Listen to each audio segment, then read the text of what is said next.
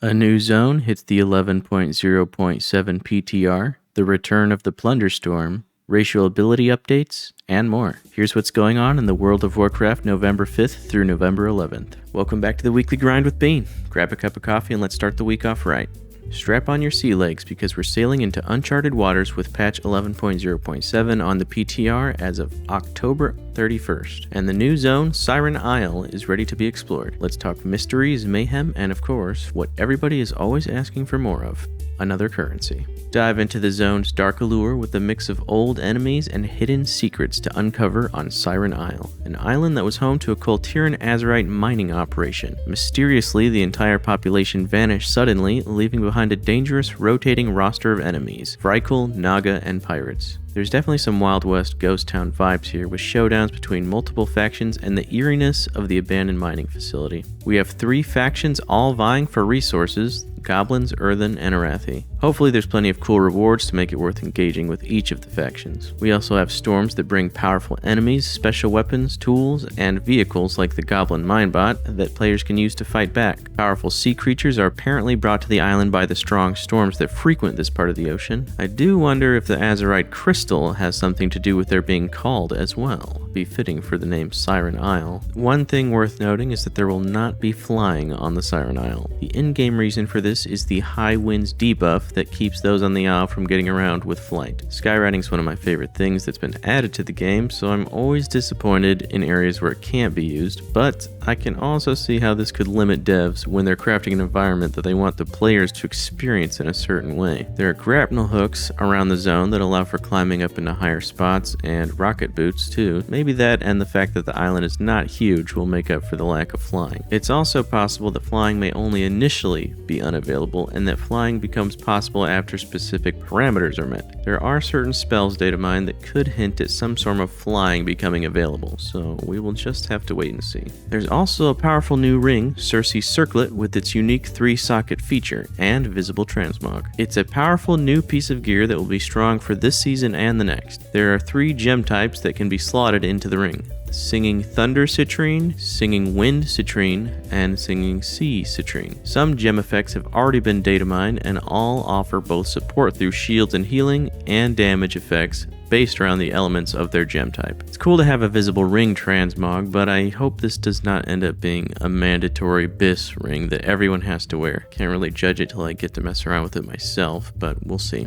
We have a new currency called Flame Blessed Iron being introduced on the Siren Isle as well. It's used for upgrading the Cyrce Circlet, as well as opening up 3 caves around the island that are home to powerful bosses, and it can be used to trade for all the normal stuff like mounts, gear, and pets. We also have news that the Plunderstorm event is returning in 2025. If you're ready to loot, pillage, and prove your sea legs, this is the event for you. Plunderstorm brings players to the Arathi Highlands with the goal of being the last pirate standing out of 60 in a Battle Royale style PvP experience. We are getting new and returning rewards this time around, but the way we earn the rewards has changed. Last time we had a 40 level renown system that was progressed through earning a set items at each level.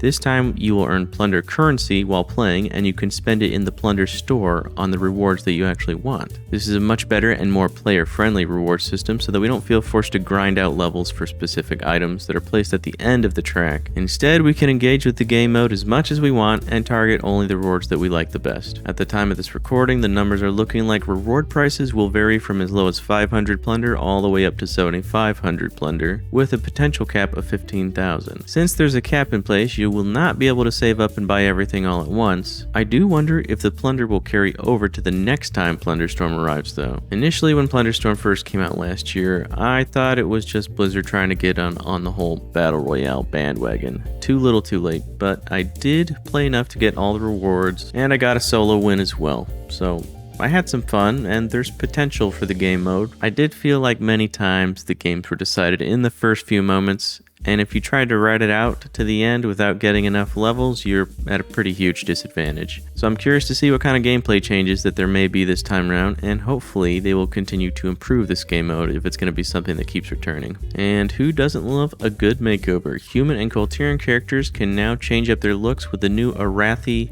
half-elf ear customizations at the Barber Shop. Always happy to see more customization added. Next up, things are getting serious for the Kirin Tor in 11.0.7 as we get the new epilogue questline in which they're dealing with the aftermath of Xal'atath's attack. They've got some major decisions to make. This is really interesting for the lore, and I'm curious to see how the mages will decide to rebuild or maybe even disband. Brace yourselves because the Mythic Dungeon International is back. These are always cool to check out for M+ players as you get a chance to see what kind of tech the pros have cooked up. Group A is already done as of this recording, but Group B will be held November 8th through 10th, and the finals will be November 22nd through 24th. Another event making a return is the Turbulent Timeways, which will be coming at some point in the 11.0.7 cycle. This is another time walking event lasting multiple weeks, and we can expect bonus XP as well as the timely Buzzbee mount. This will be my first time experiencing this event, so I'm looking forward to it. There's been a ton of new mounts and transmog revealed, either through announcements or data mining, and that's in addition to the November trading post, which is actually full of too many cool things. And I don't have nearly enough tenders to get all the stuff I like, but at least this month we can earn an extra 500 tender. Good luck deciding what to purchase, and make sure to freeze anything you need to. We have some Lunar Festival and Love is in the Air stuff to look forward to, as well as some very cool Clockwork transmog. A few meta achievement mounts are being added as well, which I think are really cool rewards for those that love achievement hunting and mount collecting. Interestingly, we are getting a Battle for Azeroth meta achievement mount too, which I think is actually a great way to make older content relevant. So more of that would be great, please. The Thryir Eyes of the Siren Stormcrow mount that is highlighted in the Siren Isle reveal video is worth mentioning as a mount that has been in the files for many years and is finally becoming available. It is interesting that they had this mount cooked up for so long and are just now letting us get our hands on it. In other news, we have full cross-faction parties can now queue for dungeons. This is overdue in my opinion, and I think they should just do away with the full party requirement and let all cross-faction parties queue together. I get and respect the faction pride, and I actually like the story more when they are at war, but it's a game and we should be able to run dungeons with our friends, even if they are nasty little horde heathens. For the Alliance! The devs have finally decided to give some of the racial abilities an update, although it's nothing too crazy. Draenei, High Mountain Tauren, Lightforged Draenei, Magar Orc, Nightborn, Void Elf,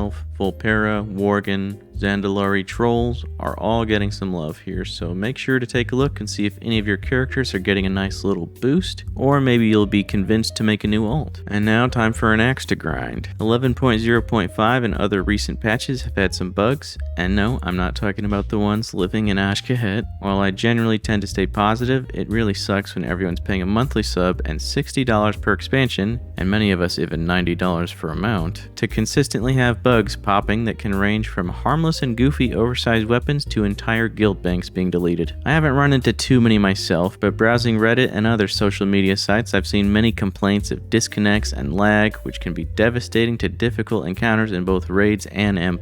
Not to mention class tuning going sideways, like with rogues and hunters doing crazy damage recently, or even invisible or delayed mechanics from desynced bosses in already difficult encounters. It's getting to be a little bit much. It may or may not be a bug, but I did encounter something pretty annoying last week while I was leveling a horde earthen through tricky treat buckets. After finally hitting 70 and finishing with all the trick and treat achievements, when I went to go spend my stash taking the Undercity portal, I kept getting killed by the blight. I had to do a whole quest chain before I could simply visit the Hollow Zen vendors. Now it wasn't a long or difficult quest chain, but I had just spent hours flying around and had to jump through a hoop on top of the grind. Like, just make it so the vendors are available in or near Orgrimmar, like the Alliance has them right outside of Stormwind. Also had some guild members who had issues like Beastmaster pets not jumping up or down in delves, and the portal in Teneris taking you out into the middle of an ocean. Come on, Blizzard.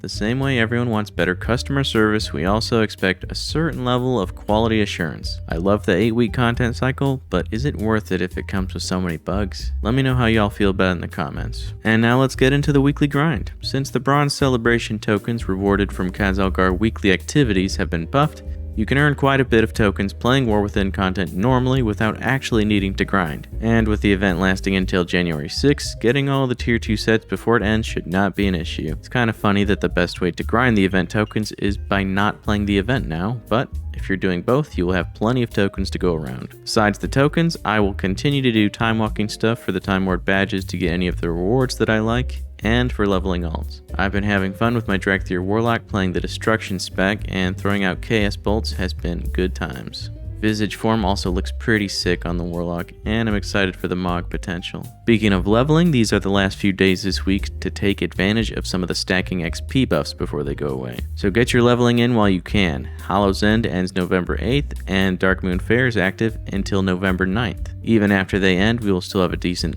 45% XP buff, and the Darkmoon Fair will return for another week in December, so I wouldn't worry too much about missing out. As I said, Hollow's End is ending this week. If you still need to get the Headless Horseman's mount or any other cool rewards, make sure to queue up for the encounter at least once a day, grab the curses if you can handle them for a higher chance at the mount, and if you're chasing any other rewards, get grinding on those tricky treats to purchase what you want from the vendors. This last week, the What's My Roll Guild has finally dipped our toes into heroic raiding and knocked over Olgrax, and we came pretty close to getting the Bloodbound Horror down. So I'm excited to keep progressing with the guild. We raid every Friday night and are having fun learning and improving together if you want to join us. Our Mythic Plus team has also been slowly improving and pushing keys every Saturday night, so catch us live and hang out. This week in PvP, we have the PvP Brawl Gravity Lapse, which will launch players up into the air every minute with a slow fall effect on the way down. And of course, throughout the anniversary event, we have the weekly Korok's Revenge rewards. For the weekly chores, we have all the usual stuff, so make sure to knock out anything that is rewarding for you, and if you need the Bronze Celebration tokens, these will all be great for that too. And that's our weekly grind, everyone.